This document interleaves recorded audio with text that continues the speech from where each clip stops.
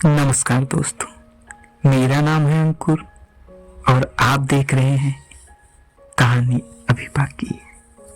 तो आज की कहानी है महाराजा विक्रमादित्य की। एक ऐसे राजा जो बहुत प्रतापी और यशस्वी थे। तो चलिए स्टार्ट करते हैं आज की कहानी को। राजा विक्रमादित्य एक बार फिर बेताल को पकड़ने के लिए शमशान घाट पहुंचे। इस बार बेताल ने उन्हें एक ऐसी कहानी सुनाने का वादा किया जो उनकी बुद्धि और साहस दोनों की परीक्षा लेगा। एक घने जंगल में एक गुफा थी जिसे माया की गुफा कहा जाता था। वह जंगल किसी सामान्य गुफा जैसी नहीं थी। यह अपने रहस्यमय घटनाओं और खोए हुए यात्रियों के कारण कुख्यात थी। कहते हैं जो इस गुफा में गया वह कभी लौट कर नहीं आया।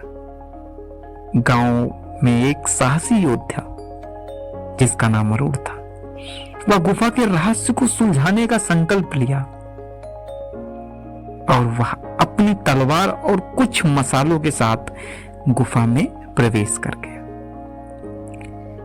अंदर घना अंधेरा और ठंडक थी। हर कदम पर अरुण को ऐसा महसूस हो रहा था कि कोई उसे देख रहा है।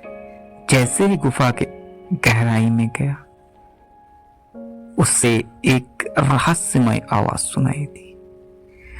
जो सच्चाई को समझ सके वही इस गुफा में जाएगा, वरना यह गुफा उसकी कब्र बन जाएगी। आवाज सुनने के बाद अरुण के सामने 3 दरवाजे प्रकट हुए। हर दरवाजे पर एक शिलालेख लिखा था। पहला दरवाजा सत्य का मार्ग, कठिन है। दूसरा दरवाजा मृत्यु का मार्ग, शांति देता है। तीसरा दरवाजा झूठ की माया ही सबसे बड़ा सत्य है। अरुण को समझ नहीं आया वो कौन सा दरवाजा चुने। उसे पहले दरवाजे को खोलने का निर्णय लिया। दरवाजा खुलते ही उसने देखा कि वह एक रहस्यमय जंगल में आ गया, जहां हर पेड़ पौधा उससे कुछ कहने की कोशिश कर रहा था।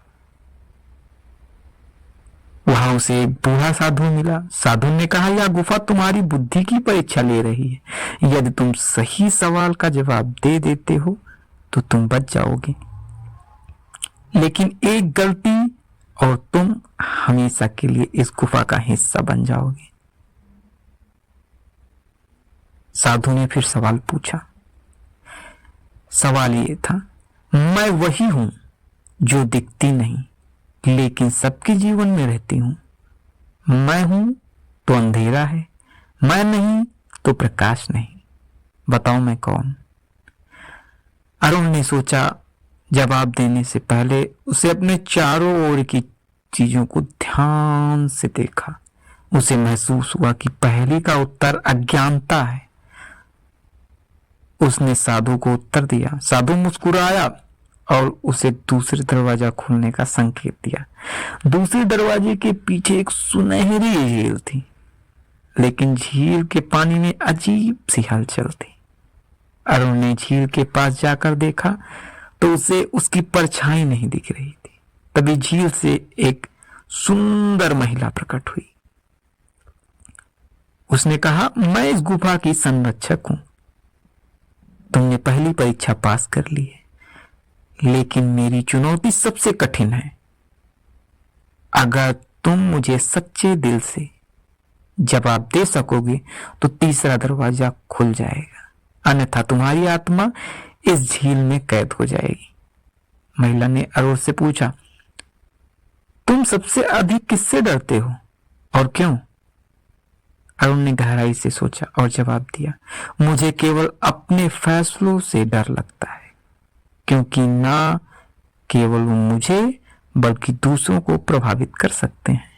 महिला मुस्कुराई। सच का सामना करने वालों को कोई नहीं डरा सकता। जाओ, तीसरा दरवाजा तुम्हारा इंतजार कर रहा है। अंतिम दरवाजे का रहस्य फिर आया। ये अंतिम और लास्ट दरवाजा था। अरुण ने तीसरे दरवाजे को खोला। अंदर एक सुनसान सा कक्ष था, जहां केवल एक दर्पण रखा था। जैसे ही वह दर्पण के सामने खड़ा हुआ, दर्पण से बेताल प्रकट हुआ। बेताल ने कहा कि तुम गुफा की हर परीक्षा पास कर ली, लेकिन असली सच्चाई अभी बाकी है। यह गुफा तुम्हारे डर ज्ञान की परीक्षा थी। तुम अपनी बुद्धि और साहस से मुझे हराया है। अब तुम गुफा से बाहर जा सकते हो।